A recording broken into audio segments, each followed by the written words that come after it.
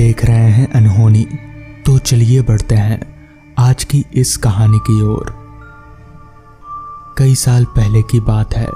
मैं जोधपुर के एक छोटे से गांव में प्राइमरी स्कूल में अध्यापक था। मेरे साथ उसी स्कूल में 5 और टीचर थे। उन लोगों की शादी हो चुकी थी और उनका अपना अपना परिवार था। मैं कुंवारा था, मेरी शादी नहीं हुई थी। सब लोग गांव में मकान भाड़े में लेकर रहते थे और मैं स्कूल के पास ही एक अलग छोटा सा कमरा बना हुआ था जिसमें मैं अकेला ही रहता था। स्कूल के चारों ओर खेत और झाड़ियां थी। स्कूल गांव से थोड़ी दूर पर था। स्कूल में बिजली नहीं थी और मैं अकेला अपने कमरे में लालटेन जलाकर खाना बनाता और खाकर सो जाता। तभी मेरे सारे दोस्तों ने बोला, आप इतना टाइम कैसे निकालते हो? कल से हम लोग खाना खाने के बाद रात को आपके पास आएंगे, तुम्हारा भी थोड़ा हंसी मजाक में टाइम पास हो जाएगा। दूसरे दिन स्कूल की छुट्टी होने के बाद घर पर जाकर खाना वाना खा के कहे अनुसार मेरे सारे दोस्त रात को 10 बजे तक मेरे घर पर आ गए और हम लोग बातें करने लगे। थोड़ी रात बीत गई, तभी हमारे एक दोस्त ने कहा, यहाँ पर तो बिजली है ना टीवी, हम लोग बैठकर यहाँ पर करेंगे क्या? चलो आज थोड़ी मस्ती करते हैं। दूसरे दोस्त ने बोला, हम साथ में ताश के पत्ते लाए हैं, चलो खेलते हैं। और हम लोग धीमी लालटेन जलाकर उसके सामने बैठकर ताश खेलना चालू कर दिए। थोड़ी देर बाद गर्मी लगने लगी तो हमने सारी खिड़कियां खोल दी। अच्छी हवा आने लगी और हम लोग ताश खेलने में बिजी हो गए। तभी हमारे तीसरे दोस्त ने बोला, आपके पास बीड़ी है क्या? तो हमारे मित्र ने 4 बीड़ी जलाई। सबने एक एक बीड़ी अपने हाथ में ले ली।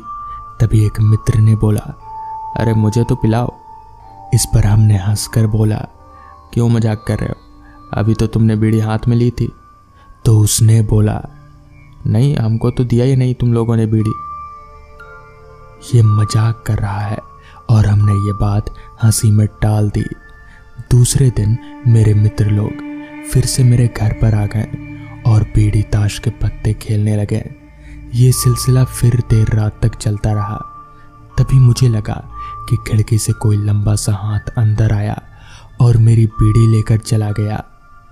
तब तो मानो मेरे होश ही उड़ गए, लेकिन उसका चेहरा हमें दिखाई नहीं दिया क्योंकि बाहर अंधेरा था और अंदर लालटेन धीमी जल रही थी। ये घटना 4-5 दिन तक मेरे साथ होती रही। तो मैंने छठे दिन सब दोस्तों को स्कूल में जमा किया। तब मैंने ये बात सबको बताई। सबने बोला कि उन लोगों ने भी देखा है कि स्कूल के अंदर किसी अध्यापक के किसी कारण से जहर कर आत्महत्या कर ली थी और उसी की आत्मा आज भी स्कूल के आसपास भटकती है। तो एक दिन एक मित्र ने बोला, आज हम लोग उससे पूछेंगे कि आप कौन हैं, क्या पता कोई आदमी ही हो और हमारी तरह रात को टाइम पास करने आता हो। और फिर हम लोगों ने ये तय कर लिया। रात में मेरे सारे मित्र मेरे घर आए। आज तो 5वां आदमी भी खिड़की से अंदर आकर बैठ गया। साथ में ताश खेला और बीड़ी भी पिया। जब खेल खत्म हुआ तो वो खिड़की से बाहर जाने लगा। तभी मैंने आवाज दी, काका कल फिर से आओगे? उसने कुछ नहीं बोला। इतना सब होने के बाद उसने हमें कोई नुकसान नहीं पहुंचाया। हमारे एक मित्र ने उसके मुंह पर टॉर्च जलाई। तभी मैंने उसका हाथ पकड़ लिया, लेकिन टॉर्च के सामने हम लोगों ने उसका थोड़ा बहुत चेहरा देख लिया। वो काला काला आदमी, मटमैले सफ़ेद रंग की धोती और मुंह पर बहुत सारे चेचक के निशान थे। सब लोग बहुत डर गए। सबने बोला, चलो गांव वालों को ये बात बता देते हैं। तो हम लोगों ने मना कर दिया क्योंकि भविष्य के बच्चों का सवाल है और कोई भी अपने बच्चों को ऐसे स्कूल में पढ़ने के लिए नहीं भेजेगा। तो इस तरह से हमें ये बात पता चली और उसके बाद तो ये सिलसिला आम हो गया था। वो आदमी हर रात हमारे पास आता, ताश खेलता, बीड़ी पीता और चला जाता। तो दोस्तों, ये थी आज की पहली कहानी। तो चलिए बढ़ते हैं आज की दूसरी कहानी की ओर। जगन और राजू इस मतलबी दुनिया से दूर निकल पड़े थे। एक लॉन्ग ड्राइव पर राजू गाड़ी चला रहा था और जगन उसके बगल वाली सीट पर बैठकर खिड़की से बाहर देख रहा था। जगन के हाव भाव बता रहे थे कि वो कहीं ख्यालों में खो चुका है, मगर राजू उसका ध्यान सिर्फ और सिर्फ गाड़ी चलाने पर था। तभी कार चलाते चलाते राजू ने जगन से कहा, जगन क्या हुआ तेरे को, बाहर क्या देख रहा है? इस पर जगन ने राजू की ओर पलटते हुए कहा, नहीं तो कुछ नहीं हुआ, मैं बस यही देख रहा हूं कि रास्ता कितना सुनसान है। इस पर राजू बोला, हाँ ये रास्ता थोड़ा ज्यादा ही सुनसान है, पर अच्छा है ना, कोई शोर शराबा नहीं है और ना ही कुछ और। जगन ने अपना सिर हाँ में हिलाया और वापस खिड़की से बाहर देखने लगा। चूंकि राजू जगन को बहुत अच्छे से जानता था, इसलिए उसे समझ आ गया कि जगन डर रहा है। दरअसल जगन थोड़ा डरपोक किस्म का लड़का था। सुनसान रास्तों से पता नहीं क्यों जगन को एक अजीब सा डर लगता था। खैर, राजू ने इस बारे में उतना सोचा नहीं और चुपचाप गाड़ी चलाता रहा। वो रास्ता दोनों के लिए ही अनजान था। मतलब ये कि वो दोनों पहली बार उस रास्ते पर आए थे, तो जाहिर सी बात है किसी को भी उस रास्ते के बारे में कोई जानकारी नहीं थी। राजू अभी गाड़ी चला ही रहा था कि तभी उसकी कार अचानक से पिकअप छोड़ने लगी और गाड़ी लुढ़कती हुई थोड़ा आगे जाकर ही पूरी तरह से बंद पड़ गई। राजू को काफी हैरानी हुई कि आखिर ये गाड़ी को अचानक हो क्या गया, जबकि उसने गाड़ी को कल ही सर्विसिंग के लिए दिया था। हैरान होकर राजू ने 5-6 बार गाड़ी को स्टार्ट करने की कोशिश की, मगर गाड़ी थी जो चालू होने का नाम ही नहीं ले रही थी। इतने में ही जगन ने राजू से कहा, ये सर्विसिंग कराई है तूने, इतनी जल्दी बंद कैसे पड़ गई? इस पर राजू बोला, पता नहीं क्या हो गया, रुक मैं बाहर निकल कर देखता हूं। इतना कहकर राजू गाड़ी से बाहर निकला और गाड़ी का बोनट खोलकर जांचने लगा कि आखिर दिक्कत क्या है, मगर राजू को कुछ समझ में नहीं आ रहा था। उसे इंजन और बाकी सारी चीजें ठीक ही लग रही थी। बहुत ढूंढने के बाद भी जब उसे कोई फॉल्ट नजर नहीं आया, तो चेहरा लटकाते हुए राजू वापस कार में आया। राजू का लटका हुआ चेहरा देख जगन समझ गया कि क्या हुआ है, मगर फिर भी उसने राजू से कहा, क्या हुआ, समझ नहीं आ रहा कुछ? राजू ने धीरे से अपना सिर हाँ में हिलाया और बोला, देख अब कोई चारा तो है नहीं, एक काम करता हूँ, मैं जरा आगे जाकर देखता हूँ। वैसे लग तो नहीं रहा कि यहाँ कोई मैकेनिक मिलेगा, पर फिर भी एक बार जाकर देखता हूँ। तू गाड़ी में ही रहना और कोई अनजान आदमी के लिए गाड़ी का दरवाजा मत खोलना। फोन है ना तेरे पास? अगर कोई परेशानी आएगी तो मुझे फोन करना। इतना कहकर राजू वहां से आगे की तरफ चला गया और थोड़ा आगे जाकर ही अंधेरे में मिल गया। डरा सहमा जगन चुपचाप कार के सभी खिड़की दरवाजों को बंद करके अंदर ही बैठा रहा। उसके पास दूसरा कोई चारा भी तो नहीं था। अगर वो राजू के साथ जाता तो गाड़ी को कौन देखता। खैर, जगन मन ही मन भगवान का नाम लेने लगा, मगर उसकी घबराहट थी जो उसका पीछा छोड़ने को तैयार ही नहीं थी। रात हर पल और भी ज्यादा गहरी होती जा रही थी। घड़ी बता रही थी रात के 12 बज चुके हैं। वो रास्ता पूरी तरह से खामोशी में डूबा हुआ था। रास्ते के दोनों बाजू सिर्फ घना जंगल था, बाकी और कुछ भी उस रास्ते पर नजर नहीं आ रहा था। अभी जगन अपनी सीट पर बैठा बाहर देख ही रहा था कि तभी गाड़ी के छत पर कुछ अजीबोगरीब आवाज आने लगी। आवाज सुनते ही इतनी देर से शांत बैठा जगन एकदम से घबरा गया। उसकी घबराहट 7वें आसमान पर चढ़ गई। उसे समझ नहीं आ रहा था कि वो अब क्या करे, कहां जाए। पर वो आवाज थोड़ी ही देर में बंद हो गई। जगन ने किसी तरह खुद को शांत किया, ये सोचकर कि शायद कोई परिंदा वगैरह होगा। जगन ने सोचा कि अगर वो कार के अंदर जल रही सीलिंग लाइट को बंद कर देगा तो उसे बाहर के लोग नहीं दिखेंगे, जिससे उसका डर कम हो जाएगा। यही सोचकर जगन ने कार के ऊपर जल रही सीलिंग लाइट को बंद कर दिया और चुपचाप गाड़ी के अंदर ही बैठा रहा। जगन अभी अपनी सीट पर बैठे बैठे सामने देख ही रहा था कि तभी अचानक ड्राइविंग सीट के पास वाली खिड़की पर कोई जोर जोर से दस्तक देने लगा। जगन ने हड़बड़ाते हुए अपने बगल वाली सीट की तरफ देखा तो पाया कि उस खिड़की पर कोई और नहीं बल्कि राजू खड़ा है। जगन की जान में जान आई। उसने तुरंत उस तरफ का दरवाजा अनलॉक किया तो राजू कार में आया और बोला, कोई मैकेनिक नहीं मिल रहा यार, फिर से कोशिश करता हूं गाड़ी स्टार्ट करने की। इतना कहकर राजू ने फिर से एक बार गाड़ी चालू करने की कोशिश की और पता नहीं कैसे गाड़ी स्टार्ट भी हो गई। जगन की खुशी का कोई ठिकाना ना रहा, मगर राजू उसके चेहरे पर गाड़ी स्टार्ट हो जाने के बावजूद भी खुशी का कोई हाव भाव नजर ही नहीं आ रहा था। उसने चुपचाप गाड़ी को यू टर्न लिया और वो दोनों वापस अपने घर की तरफ जाने लगे। तभी जगन ने राजू से कहा, अच्छा हुआ तूने गाड़ी को यू टर्न ले लिया, मुझे भी आगे जाना अब ठीक नहीं लग रहा था। मगर इस पर भी राजू ने कोई जवाब नहीं दिया। उसकी नजरें सिर्फ और सिर्फ सामने थी और उसके चेहरे पर कोई भाव नहीं था। जगन को बड़ा अजीब लगा क्योंकि राजू ऐसे चुप रहने वालों में से तो कतई नहीं था। वो हमेशा बकबक करता ही रहता था, तो फिर आज चुप क्यों है? जगन को ये समझ में नहीं आ रहा था।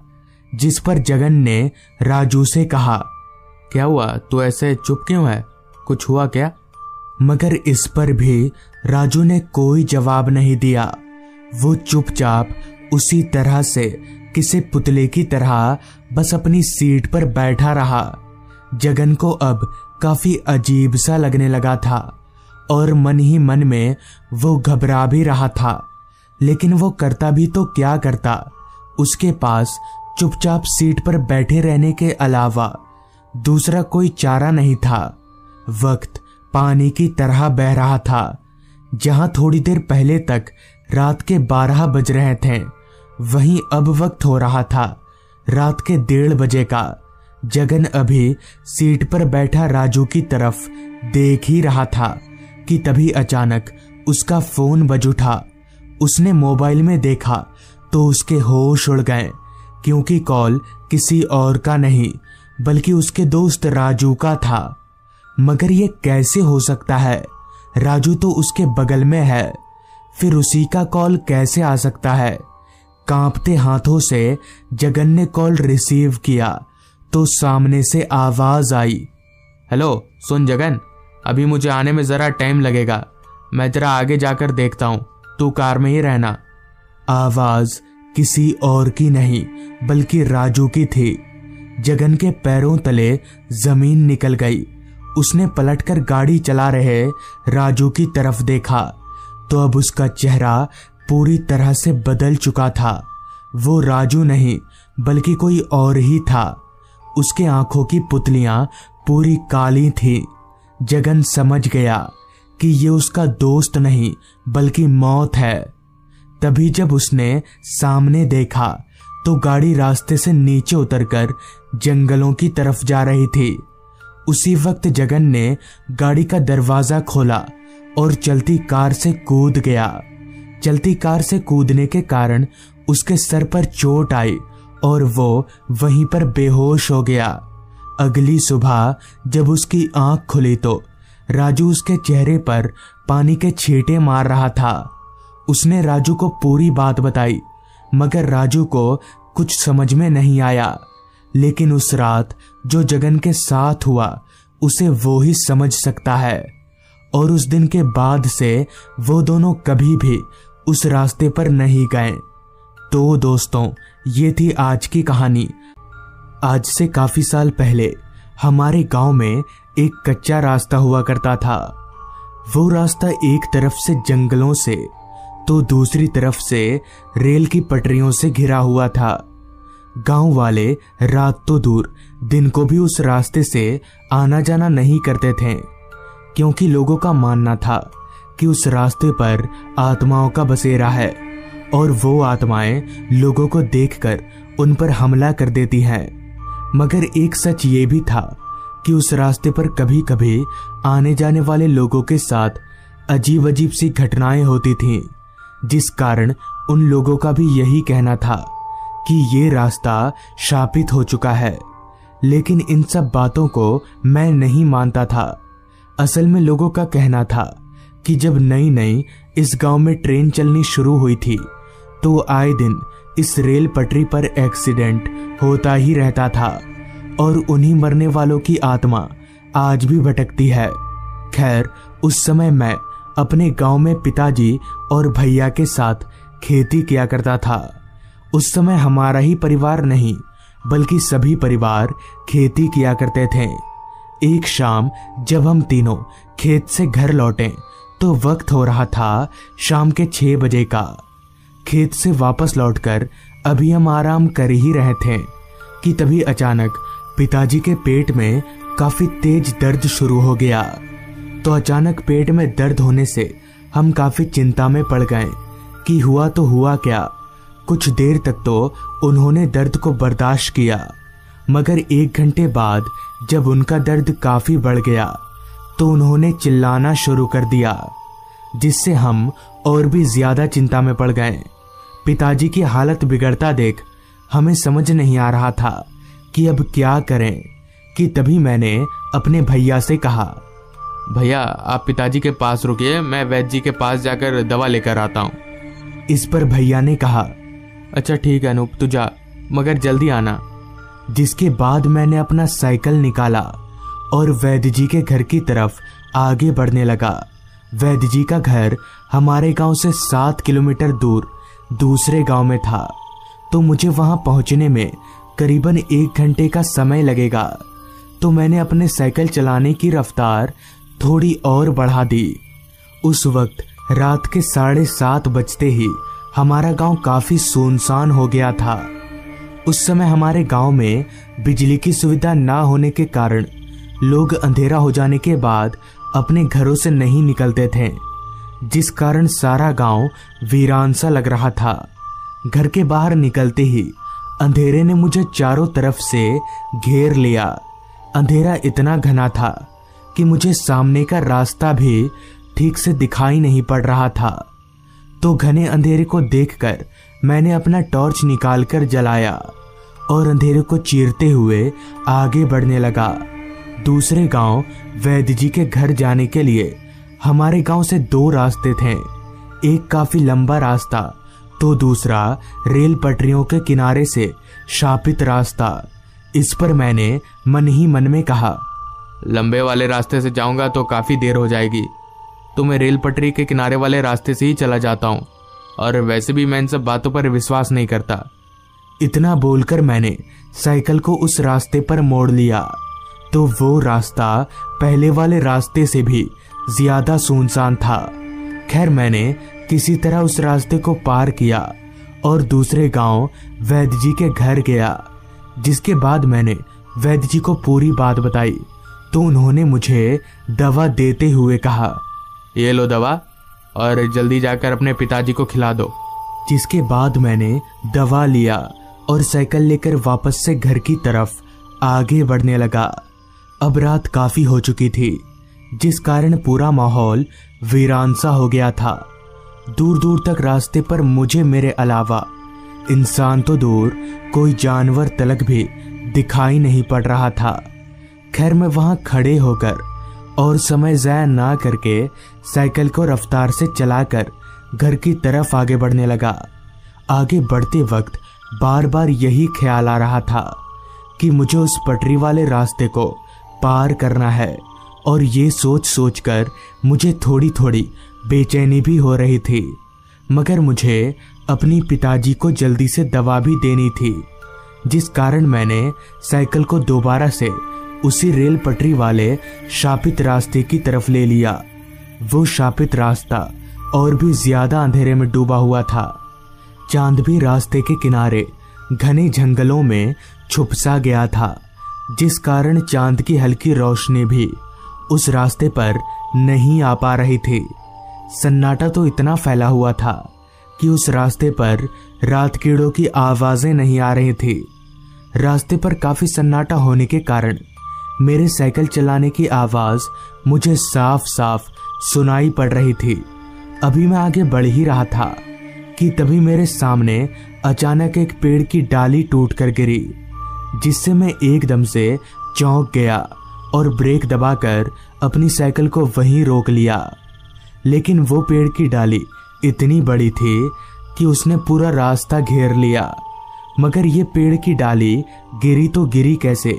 अभी ना हवा चल रही है और ना ही बारिश हो रही है। ये सोचकर मैं काफी हैरान हो गया। लेकिन मुझे घर जल्दी जाना था, तो मैंने किसी तरह अपनी साइकिल को उस डाली के ऊपर से पार किया और वापस से घर की तरफ आगे बढ़ने लगा। मगर मुझे कहाँ पता था कि मेरे साथ क्या होने वाला है, और ये पेड़ की डाली मुझे आगे ना जाने की चेतावनी दे रही थी। अभी मैं आगे बढ़ ही रहा था कि तभी मेरी साइकिल किसी चीज के ऊपर चढ़ गई, जिससे मेरा बैलेंस बिगड़ा और मैं धड़ाम से जमीन पर जा गिरा। मैं इतनी तेज गिरा था कि मुझे काफी चोट आई। फिर भी मैं किसी तरह से उठा और ये देखने के लिए पीछे मुड़ा कि आखिर मेरी साइकिल किसके ऊपर चढ़ गई थी। तो पीछे मुड़ते ही पीछे का नजारा देखकर मेरे पैरों तले जमीन खिसक गई और मेरे होश उड़ गए, क्योंकि जमीन पर काफी इंसानी शरीर के कटे हुए टुकड़े गिरे हुए थे। ये देखकर मेरा पूरा शरीर कांप रहा था। समझ नहीं आ रहा था कि क्या करूं, आखिर ये कैसे हो सकता है। मगर मुझे इतना तो समझ आ ही गया था कि अगर मैं यहाँ रुका तो ज्यादा देर तक बच नहीं पाऊंगा। ये सोचकर अभी मैं वहां से भागने जा ही रहा था कि तभी मैंने देखा कि वो शरीर के कटे हुए टुकड़े आपस में जुड़ने लगे हैं। धीरे धीरे वो सारे टुकड़े जुड़कर एक आधा कटा हुआ शरीर बन गए, जिसका सिर्फ कमर से लेकर ऊपर तक का ही हिस्सा नजर आ रहा था। उस आदमी का चेहरा बहुत ज्यादा डरावना था। उसकी आंखें लाल चमक रही थी। ये देखने के बाद मैंने ना आओ देखा ना ताओ अपनी साइकिल वहीं छोड़कर भागने लगा। मुझे कुछ आइडिया नहीं था कि मैं किधर भाग रहा हूँ, बस मैं भागे जा रहा था। भागते भागते मुझे रास्ते के एक किनारे पर एक छोटी सी झोपड़ी नजर आई। मुझे लगा कि अगर अपनी जान बचानी है तो उस झोपड़ी की तरफ भागना पड़ेगा, वरना मैं बच नहीं पाऊंगा। लिहाजा मैं भागकर उस झोपड़ी के दरवाजे पर गया। मैं जैसे ही झोपड़ी के दरवाजे पर खड़ा हुआ तो वो दरवाजा अपने आप ही खुल गया। उस वक्त मुझे सिर्फ अपनी जान बचाने की पड़ी थी, इसलिए मैं झोपड़ी के अंदर घुस गया। अभी मैं झोपड़ी के अंदर घुसा ही था कि तभी मैंने देखा कि कोई आदमी पीछे की तरफ मुंह करके चादर ओढ़े खड़ा है। इससे पहले कि मैं कुछ बोलता, उस आदमी ने एकदम से अपना चादर हटा दिया। तो फिर एक बार मेरी रूह कांप गई, क्योंकि ये वही कटा हुआ आदमी था। जिसके बाद मैंने कुछ नहीं देखा, जो दौड़ लगाई सीधे घर जाकर ही रुका। तो दोस्तों, ये थी आज की कहानी। अगर आपको ये कहानी पसंद आई हो तो चैनल को जरूर सब्सक्राइब कर लें। तो मैं आपका दोस्त आर्यन जल्द ही मिलूंगा आपसे ऐसी ही एक कहानी के साथ।